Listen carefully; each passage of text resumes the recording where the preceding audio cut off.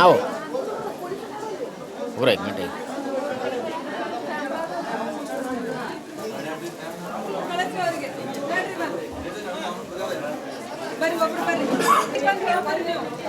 ಒಬ್ಬೊಬ್ಬರು ಏನೈತಿ ತುಂಬ್ಸೋದೈತಿ ಹೋಗೋದೈತಿ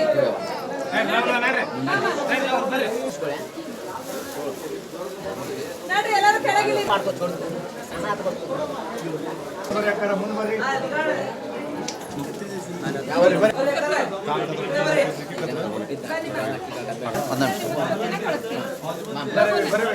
ದೊಡ್ಡದಿರಿ ಉಡಿ ತುಂಬ್ಸೋರದಿರಿ ಅದಕ್ಕೆ ಉಡಿ ಮಾಡ್ತಾರೆ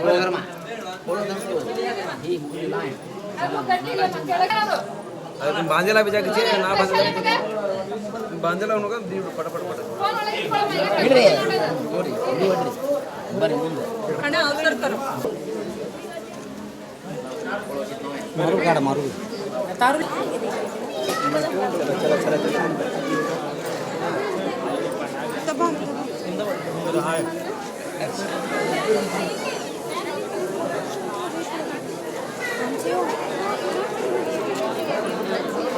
ಸರ್ ಎಷ್ಟು ಸೇರಿ ಹೋಗ್ಬಿಡ್ರಿ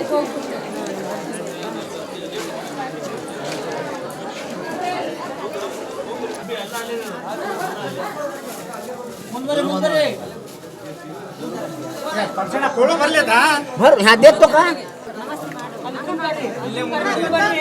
ಅರ್ಜೆಂಟ್ ಮಾಡ್ರಿ ಸ್ವಲ್ಪ आता सर सब्बी पिछे मारी ಬಸ್ಸು ಮೋಟಾರು ಟ್ರೈನ್ ಇದ್ದಿದ್ದಿಲ್ಲ.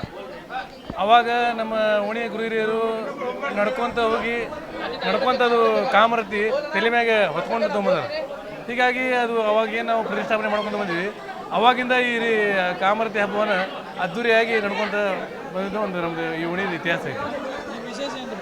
ವಿಶೇಷ ಅಂದರೆ ಈ ಮೊದಲಿಂದ 160 ವರ್ಷದಿಂದ ಏನು ಇವು ಕಾಮರತಿಗೆ ಬಂಗಾರ ಹಾಕ್ತಾರಲ್ಲ ಅದು ಹಾಕಿದ್ರೆ ದ್ವಿಗುಣ ಆಗತ್ತೆ 3 ಪಟ್ಟು ಆಗತ್ತೆ ಅನ್ನೋ ಒಂದು ಆಶೆ ಐತೆ ಜನರಿಗೆ. ಹಂಗಾಗಿ ಅದು ಆಶೆನೇ ಈಡೇರೈತಿ. ಇದರ ಒಂದು ನಂಬಿಕೆ ಏನಪ್ಪ ಅಂತಂದರೆ ಈ ವರ್ಷ ಹಾಕಿದ ನಾವು ಬಂಗಾರ ಮನೆಯಲ್ಲಿ ಮುಂದಿನ ವರ್ಷ ಅನ್ನೋಗಳಿಗೆ ದ್ವಿಗುಣ ಆಗುವಂಥ ಆ ನಂಬಿಕೆ ಮತ್ತು ಈ ಒಂದು ಕಾಮರತಿಯನ್ನು ಬೇಡಿದವರ ನೀಡುವ ಕಾಮರತಿ ಅಂತ ಭಕ್ತರೇ ಹೆಸರು ನೀಡಿದ್ರು. ಇದು ಯಾಕಪ್ಪ ಅಂತಂದ್ರೆ ಅವ್ರು ಏನು ಬೇಡ್ಕೊಂತಾರೆ ಮಕ್ಕಳು ಆಗ್ಲಾರದವರಿಗೆ ಮಕ್ಕಳಾಗೋದು, ಕಂಕಣ ಭಾಗ್ಯ ಕೂಡಿ ಬರೋದು ಹಾಗೂ ಛತ್ರಿ ಕೊಟ್ಟರೆ ಮನೆ ಸ್ವಂತದ್ದು ಆಗುತ್ತದೆ ಎಂದು ಭಕ್ತರ ನಂಬಿಕೆ. ಆ ಭಕ್ತರು ಇಟ್ಟಂಥ ನಂಬಿಕೆ ಕೂಡ ಸ್ವಾರ್ಥಕತೆಯನ್ನು ಹೊಂದಿದ್ದು ಆ ಒಂದು ಪುನಃ ಬಂದು ಅವರು ತಮ್ಮ ವರವನ್ನು ಈಡೇರಿಸುತ್ತಾರೆ.